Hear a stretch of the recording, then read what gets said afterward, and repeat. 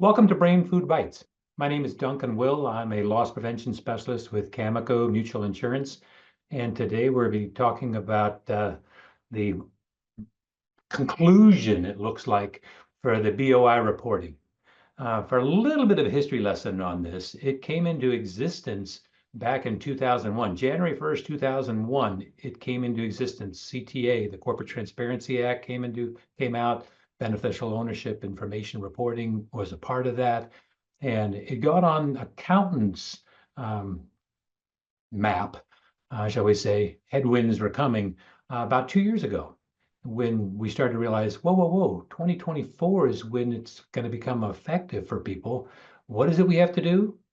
And ever since it became on everybody's radar, people were like, no, it can't be all that.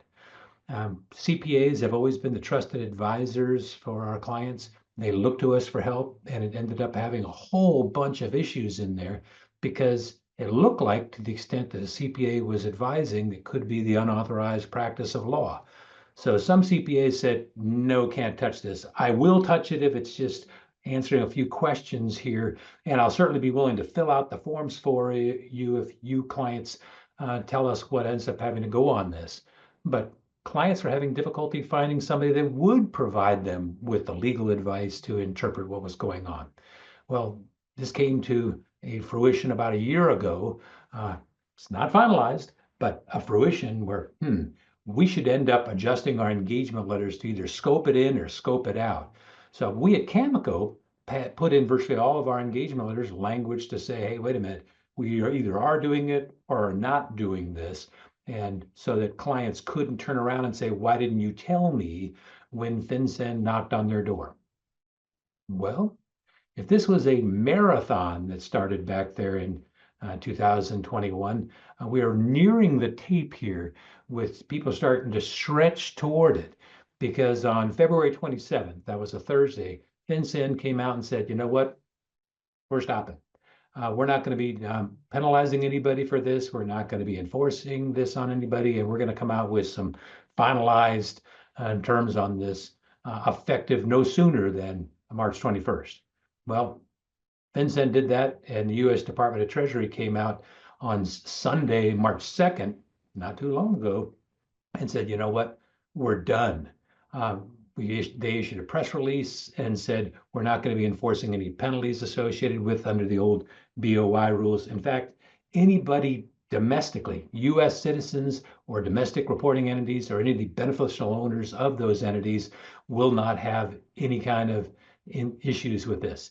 Basically, what they're saying is we will put out some guidance, but it's only going to be impacting those people that are not US citizens, not domestic reporting entities, and not their owners, basically foreign operators.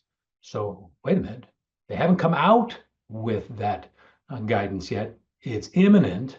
Right now, CAMICO's engagement letters still have that language in there. So if you're going to CAMICO's website or you have your own, you might be wanting to think, maybe we should be culling that out because it looks like we don't need to be addressing that any longer.